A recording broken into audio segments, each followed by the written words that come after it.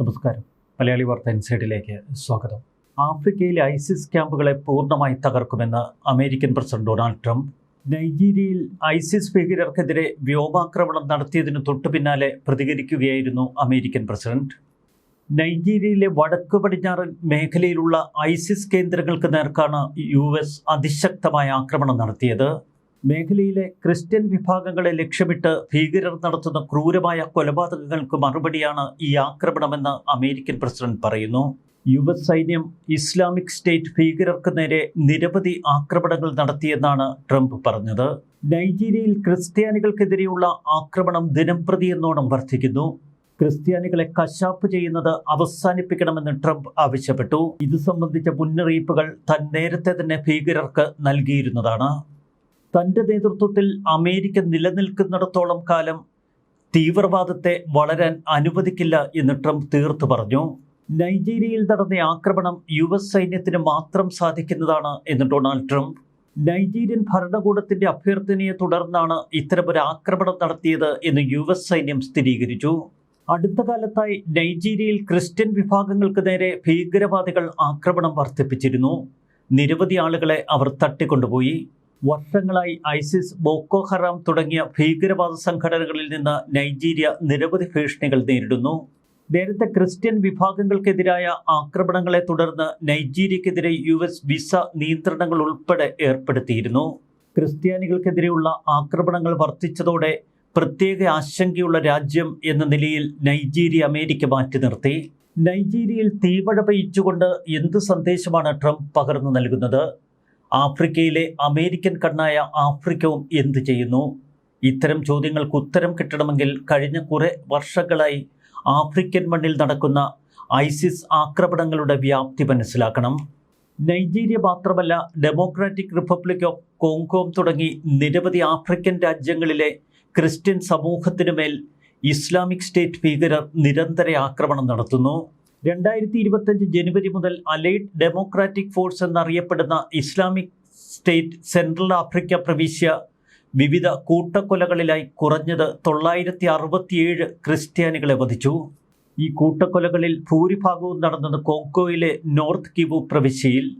കൂട്ടക്കൊലകളിൽ ഏറ്റവും വലുത് നടന്നത് സെപ്റ്റംബറിൽ. കിഴക്കൻ കോങ്കോയിലെ 2 സ്ഥലങ്ങളിലായി കുറഞ്ഞത് 90 പേരെ അന്ന് കൊലപ്പെടുത്തിയിരുന്നു. ആക്രമണങ്ങളുടെ വ്യക്തമായ ലക്ഷ്യം ക്രിസ്ത്യൻ സിവിലിയന്മാർ തന്നെ. കോങ്കോയിലെ ക്രിസ്ത്യാനികൾക്കെതിരെയുള്ള ഈ ആക്രമണങ്ങൾക്ക് ഒരു പ്രത്യയശാസ്ത്ര ചട്ടക്കൂടും ഇസ്ലാമിക് സ്റ്റേറ്റ് ചമച്ചു. ഓരോ കൂട്ടക്കൊലകൾക്ക് ശേഷവും ഉത്തരവാദിത്വം ഇസ്ലാമിക് സ്റ്റേറ്റ് ഏറ്റെടുക്കും. അവർ തന്നെ 100-ലധികം ക്രിസ്ത്യാനികളെ കൊന്നു എന്നൊക്കെ പറഞ്ഞുകൊണ്ട് പോസ്റ്ററുകൾ പ്രചരിപ്പിക്കും.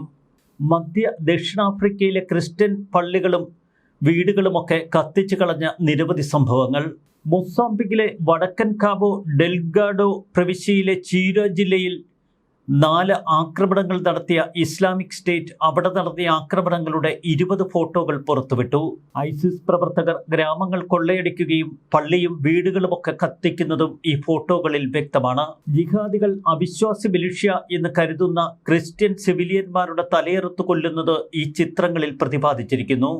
ഈ ചിത്രങ്ങൾ വ്യാപകമായി ജിഹാദി ഗ്രൂപ്പുകൾ ആഘോഷിച്ചു. ആഫ്രിക്കയിൽ ഇപ്പോൾ കാണുന്നത് ഒരു നിശബ്ദ വംശഹത്യയാണ് എന്ന് അമേരിക്ക വിലയിരുത്തി. അന്താരാഷ്ട്ര സമൂഹം പലപ്പോഴും ഈ വംശഹത്യയെ അവഗണിക്കുന്നുവെന്ന് അമേരിക്ക പറഞ്ഞു വെച്ചു. ജിഹാദി ഗ്രൂപ്പുകൾ ആഫ്രിക്കയിലെ 1-2 രാജ്യങ്ങളെയല്ല, നിരവധി രാജ്യങ്ങളെ കൈയടക്കാനുള്ള ആക്രമണങ്ങളാണ് അവിടെ അവർ പദ്ധതിയായി ആസൂത്രണം ചെയ്തത്. ചില രാജ്യങ്ങളിൽ മുഴുവനായോ ചില രാജ്യങ്ങളിൽ ഭൂരിഭാഗം മേഖലയോ ഇതിനകം തന്നെ അവർ കൈയടക്കി. ജൂലൈ 27-ന് കോങ്കോയിലെ ഇറ്റൂരി പ്രവിശ്യയിലെ ക്രിസ്ത്യൻ ഗ്രാമമായ കൊമാൻഡയിൽ നടന്ന ആക്രമണം രേഖപ്പെടുത്തുന്ന നിരവധി ഫോട്ടോകൾ ഇസ്ലാമിക് സ്റ്റേറ്റ് തന്നെ പുറത്തുവിട്ടു. ഈ ആക്രമണങ്ങളിൽ അന്ന് കുറഞ്ഞത് 45 പേർ കൊല്ലപ്പെട്ടിരുന്നു. ജിഹാദി ഗ്രൂപ്പുകളുടെ ലക്ഷ്യം ക്രിസ്ത്യൻ സമൂഹങ്ങളെ ഇല്ലാതാക്കുക എന്നതാണ് എന്ന് അമേരിക്ക തന്നെ പിന്നീട് പ്രതികരിച്ചിരുന്നു.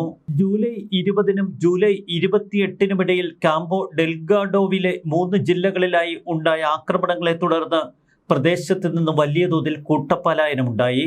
എന്നാൽ ആക്രമണങ്ങളെ അപലപിക്കാനോ ഇക്കാര്യങ്ങളിൽ ഇടപെടാനോ ഐക്യരാഷ്ട്രസഭ ശ്രമിച്ചിരുന്നില്ല.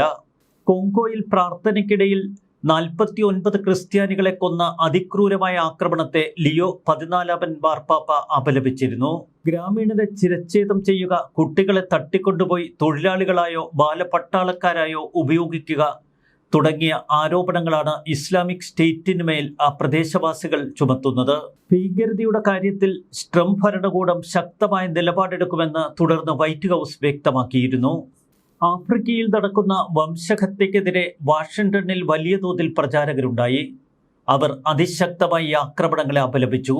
ആഫ്രിക്കൻ രാജ്യങ്ങളിൽ നടക്കുന്ന ക്രൂരമായ വംശഹത്യക്കെതിരെ അമേരിക്ക പ്രതികരിക്കണമെന്ന് പലരും ആവശ്യപ്പെട്ടു. പ്രശസ്ത ടെലിവിഷൻ അവതാരകനും കൊമേഡിയനുമായ ബിൽ ബഹർ എന്താണ് ആഫ്രിക്കയിൽ സംഭവിക്കുന്നത് എന്നത് സംബന്ധിച്ച് വിശദമായ ഒരു വീഡിയോ ചെയ്തു. ഈ വീഡിയോ അമേരിക്കയിൽ വൈറലായി. ബോക്കോ ഹറാം ഗ്രൂപ്പിനെ പരാമർശിച്ചുകൊണ്ട് അദ്ദേഹം പറഞ്ഞു, 2009 മുതൽ അവർ 1 ലക്ഷത്തിലധികം ആളുകളെ കൊന്നു, 18,000 പള്ളികൾ കത്തിച്ചു. എന്നാൽ ഭീകരർ ക്രിസ്ത്യാനികളെ മാത്രമല്ല, തങ്ങളുടെ കൊലപാതക പ്രത്യയശാസ്ത്രത്തെ നിരസിക്കുന്ന എല്ലാവരെയും, അതിൽ മുസ്ലിം വിഭാഗങ്ങൾ ഉൾപ്പെടെയുള്ള ആളുകളെ കൊന്നൊടുക്കുന്നുവെന്നാണ് ആഫ്രിക്കൻ രാജ്യങ്ങളിലുള്ള ചില പഠനങ്ങളിലൂടെ വ്യക്തമാകുന്നത്. ഭീകരത സൃഷ്ടിക്കുന്ന ഒരു വിശാല തന്ത്രത്തിന്റെ ഭാഗമാണ് ക്രിസ്ത്യൻ സമൂഹങ്ങൾക്ക് മേൽ അതിക്രൂരമായ ആക്രമണം നടത്തുക വഴി ഇസ്ലാമിക് സ്റ്റേറ്റ് ലക്ഷ്യമിടുന്നത്. ഭീതി പടർത്തി ഇസ്ലാമിക് സ്റ്റേറ്റിലേക്ക് കൂടുതൽ ആളുകളെ ആകർഷിക്കുക. നൈജീരിയയിലെ 220 ദശലക്ഷം ജനങ്ങൾ, 2 മതവിഭാഗങ്ങളാണ് അവിടെ. ഇവർ ഏകദേശം തുല്യമായി വിഭജിക്കപ്പെട്ടിരിക്കുന്നു. എന്നാൽ കൂടുതൽ ആക്രമണങ്ങൾ നടക്കുന്നത് ഭൂരിപക്ഷ മുസ്ലിം മേഖലയായ വടക്കൻ മേഖലയിൽ. വടക്കൻ മേഖലയിൽ നിന്ന് ക്രിസ്ത്യാനികൾ കൂട്ടപലായനം ചെയ്യുന്നുവെന്നാണ് അവിടെ നിന്നുള്ള റിപ്പോർട്ടുകൾ. ടെക്സസ് സെനറ്റർ ടെഡ് ക്രൂസ് പറയുന്നത് 2009 മുതൽ നൈജീരിയയിൽ 50,000-ലധികം ക്രിസ്ത്യാനികൾ കൂട്ടക്കൊല ചെയ്യപ്പെട്ടുവെന്നാണ്. 18,000-ലധികം പള്ളികൾ അവിടെ തകർക്കപ്പെട്ടിട്ടുണ്ട്. 2,000-ലധികം ക്രിസ്ത്യൻ സ്കൂളുകളും ആക്രമണകാരികൾ തകർത്തെറിഞ്ഞു. എന്നാൽ ഐക്യരാഷ്ട്രസഭയടക്കമുള്ള സംവിധാനങ്ങൾ ഇതുവരെ ആഫ്രിക്കൻ രാജ്യങ്ങളിൽ നടന്ന ക്രിസ്ത്യൻ ആക്രമണങ്ങളുടെ കണക്കുകൾ പ്രതിപാദിച്ചിട്ടില്ല. ഈ വർഷം മാത്രമുള്ള കണക്കുകൾ പരിശോധിച്ചാൽ 7,000-ലധികം കൊലപാതകങ്ങളാണ് റിപ്പോർട്ട് ചെയ്യപ്പെട്ടിട്ടുള്ളത്. വടക്കു കിഴക്കൻ നൈജീരിയയിൽ ക്രിസ്ത്യൻ സമൂഹങ്ങൾക്കെതിരെ അതിക്രൂരമായ ആക്രമണങ്ങൾ തുടരുന്നു. നൈജീരിയയിലെ ഈ കൂട്ടക്കൊലകൾക്ക് പിന്നിൽ പ്രവർത്തിക്കുന്നത് ബോക്കോ ഹറാം പോലുള്ള ഇസ്ലാമിക തീവ്രവാദ ഗ്രൂപ്പുകളാണ്. ഫുലാനി ഇടയന്മാരും അവർക്കൊപ്പം ചേരുന്നു. പശ്ചിമ ആഫ്രിക്കയിലുടനീളം താമസിക്കുകയും പരമ്പരാഗതമായി കന്നുകാലികളെയും ആടുകളെയും വളർത്തുകയും ചെയ്യുന്ന ഒരു വിഭാഗമാണ് ഫുലാനികൾ. ഇവർ മുഖ്യമായി മുസ്ലിം വംശീയ വിഭാഗമാണ്.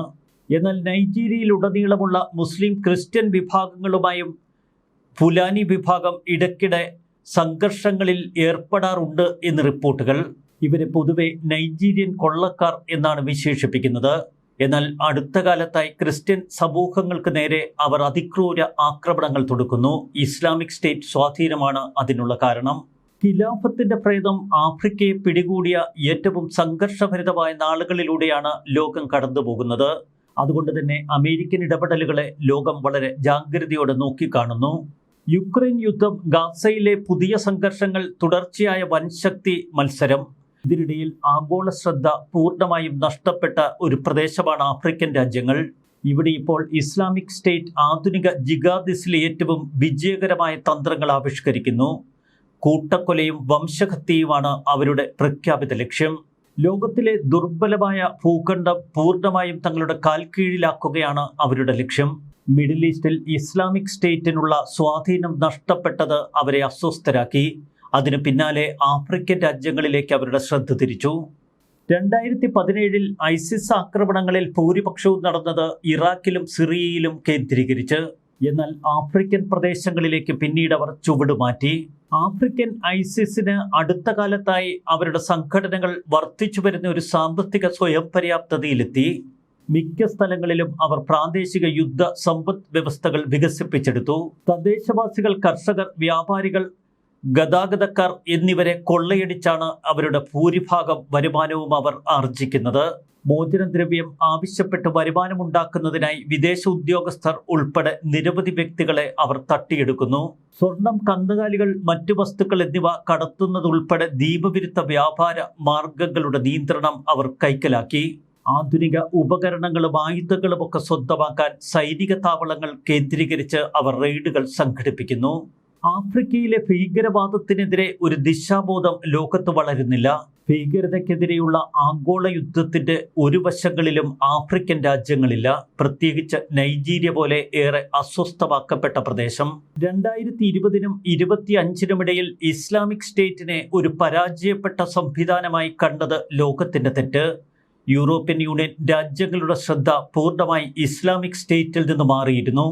ഇവിടെയാണ് നമ്മൾ ഡൊണാൾഡ് ട്രംപ് വിശേഷിപ്പിച്ച തീവ്രവാദ മാലിന്യത്തിനെതിരെയുള്ള ക്രിസ്മസ് യുദ്ധം.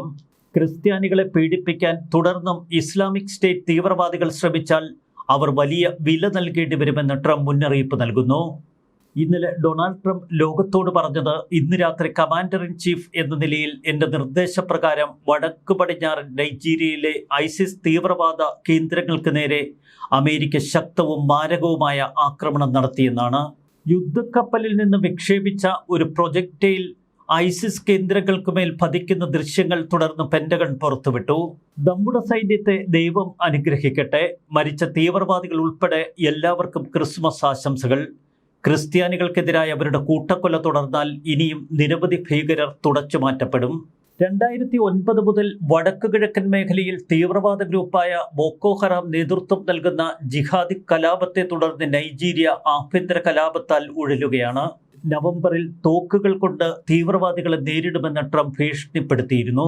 വംശീയ സ്പർദ്ധയും കൊള്ളയും ഉൾപ്പെടെ രാജ്യത്തുടനീളം ആക്രമണങ്ങൾ വർദ്ധിപ്പിക്കുന്നതിനിടയിലാണ് ഇസ്ലാമിക് സ്റ്റേറ്റിന് നേർക്ക് ഇപ്പോൾ അമേരിക്കയുടെ അതിശക്തമായ ആക്രമണം. പ്രധാനമായും ക്രിസ്ത്യൻ കർഷക സമൂഹങ്ങൾക്കെതിരെ ഫുലാനി മുസ്ലിം ഗോത്രവർഗക്കാർ നടത്തുന്ന ആക്രമണവും അമേരിക്ക ശ്രദ്ധിക്കുന്നു. നൈജീരിയയിൽ ആക്രമണം നടത്തിയ അമേരിക്കൻ സേനാ യൂണിറ്റിന്റെ പേരാണ് ആഫ്രിക്കോം. യുണൈറ്റഡ് സ്റ്റേറ്റ്സ് ആഫ്രിക്ക കമാൻഡ് എന്നതിന്റെ ചുരുക്കപ്പേരാണ് ആഫ്രിക്കോം. ആഫ്രിക്കൻ പ്രതിരോധ വകുപ്പിന് കീഴിലുള്ള 11 യൂണിഫൈഡ് കോമ്പറ്റന്റ് കമാൻഡുകളിൽ ഒന്നാണിത്. ആഫ്രിക്കൻ ഭൂഖണ്ഡത്തിലെ സൈനിക നീക്കങ്ങളെ നിയന്ത്രിക്കാനും അവിടുത്തെ രാജ്യങ്ങളുമായി സൈനിക ബന്ധം പുലർത്താനും അമേരിക്ക രൂപം നൽകിയ ആസ്ഥാനമാണ് ഇത്. ഈജിപ്ത് ഒഴികെയുള്ള 53 ആഫ്രിക്കൻ രാജ്യങ്ങളും ആഫ്രിക്കോമിന് കീഴിൽ വരുന്നു. സാധാരണഗതിയിൽ നേരിട്ടുള്ള യുദ്ധങ്ങളെക്കാൾ അമേരിക്ക പ്രാധാന്യം കൊടുക്കുന്നത് ആഫ്രിക്കൻ രാജ്യങ്ങളെ പരിശീലിപ്പിച്ചുകൊണ്ടും അവർക്ക് ആയുധങ്ങൾ നൽകി ഭീകരവാദത്തിനെതിരെ പോരാടാൻ അവരെ പ്രാപ്തരാക്കിയുമാണ്. നൈജീരിയയിൽ അമേരിക്കൻ സേനയിലെ 2 ഉദ്യോഗസ്ഥരെ ഇസ്ലാമിക് സ്റ്റേറ്റ് വധിച്ചത് ട്രംപിന്റെ പക ഇരട്ടിപ്പിച്ചു. ചില ലക്ഷ്യങ്ങൾ മുൻനിർത്തി അമേരിക്ക വലിയ പദ്ധതികളാണ് ഇപ്പോൾ ആഫ്രിക്കൻ രാജ്യങ്ങളിൽ നടപ്പിലാക്കാൻ ഉദ്ദേശിക്കുന്നത്. സൊമാലിയയിലെ അൽ ഷബാബിനെ നിർവീര്യമാക്കണം. ലിബിയയിലും സഹേൽ മേഖലയിലും അസ്ഥിരതയുണ്ടാക്കുന്ന തീവ്രവാദികളെ ഉന്മൂലനം ചെയ്യണം. നൈജീരിയയിലും പരിസര മേഖലയിലുമൊക്കെ പ്രവർത്തിക്കുന്ന ബോക്കോ ഹറാമിനെ പൂർണ്ണമായി തകർക്കണം. ആഫ്രിക്കൻ രാജ്യങ്ങൾ കേന്ദ്രീകരിച്ച് ഭീകരവിരുദ്ധ പോരാട്ടം തുടങ്ങി എന്ന് ട്രംപ് പറയുമ്പോൾ അതിനു പിന്നിൽ ഒട്ടനവധി സന്ദേശങ്ങളുണ്ട്. ക്രിസ്ത്യൻ സമൂഹങ്ങളെ ഇനിയും ലക്ഷ്യമിട്ടാൽ ഇസ്ലാമിക് സ്റ്റേറ്റിനെ ആഫ്രിക്കയിൽ നിന്ന് പൂർണ്ണമായും തുടച്ചു നീക്കുമെന്നാണ് ട്രംപിന്റെ പ്രഖ്യാപനം. ന്യൂസ് ഡെസ്ക് മലയാളി വാർത്ത ഇൻസൈഡ്.